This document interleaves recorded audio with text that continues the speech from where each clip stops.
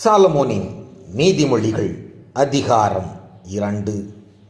என் மகனே, நீ உன் செவியை ஞானத்திற்கு சாய்த்து உன் இருதயத்தை புத்திக்கு அமைய பண்ணும் பொருட்டு நீ என் வார்த்தைகளை ஏற்றுக்கொண்டு என் கட்டளைகளை உன்னிடத்தில் பத்திரப்படுத்தி ஞானத்தை வா என்று கூப்பிட்டு புத்தியை சத்தமிட்டு அழைத்து அதை வெள்ளியைப் போல் நாடி புதையல்களை தேடுகிறது போல் தேடுவாயாகில், அப்பொழுது கர்த்தருக்கு பயப்படுதல் இன்னதென்று நீ உணர்ந்து தேவனை அறியும் அறிவை கண்டடைவாய்.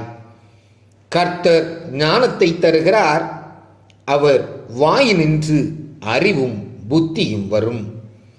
அவர் நீதிமான்களுக்கென்று மெய்ஞானத்தை வைத்திருக்கிறார். உத்தமமாய் நடக்கிறவர்களுக்கு அவர் கேடகமாயிருக்கிறார். அவர் நியாயத்தின் நெறிகளை தற்காத்து தம்முடைய பரிசுத்தவான்களின் பாதையை காப்பாற்றுகிறார். அப்பொழுது நீதியையும் நியாயத்தையும் நிதானத்தையும் சகல நல்வழிகளையும் அறிந்து கொள்வாய்.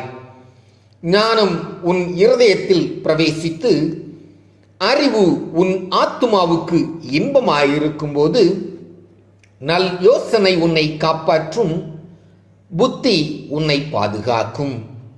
அதனால் நீ துன்மார்க்கனுடைய வழிக்கும் மாறுபாடு பேசுகிற மனுஷனுக்கும் அந்தகார வழிகளில் நடக்க நீதி நெறிகளை விட்டு தீமை செய்ய மகிழ்ந்து துன்மார்க்கருடைய மாறுபாடுகளில் களிகூறுகிறவர்களுக்கும் மாறுபாடான பாதைகளிலும் கோணலான வழிகளிலும் நடக்கிறவர்களுக்கும் நீ தப்புவிக்கப்படுவாய்.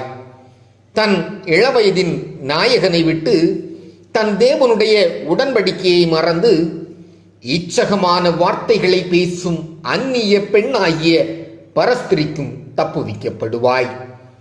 அவளுடைய வீடு மரணத்துக்கும் அவளுடைய பாதைகள் மரித்தோரிடத்திற்கும் சாய்கிறது.